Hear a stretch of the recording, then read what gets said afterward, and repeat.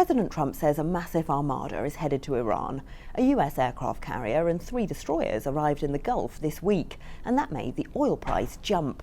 Brent crude has just hit $70 a barrel for the first time since September. Why? Some traders think the US could try to block Iran's oil exports, just like it did with Venezuela. Iran controls the Strait of Hormuz. A third of the world's seaborne oil goes through this narrow stretch of water. The US naval forces could disrupt commercial shipping in the Gulf. Iran has also repeatedly threatened to close the strait itself. It seized a tanker with its crew back in December.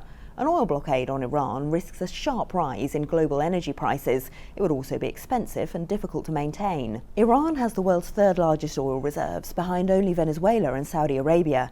It exported about 1.9 million barrels a day in December, 90% of it to China.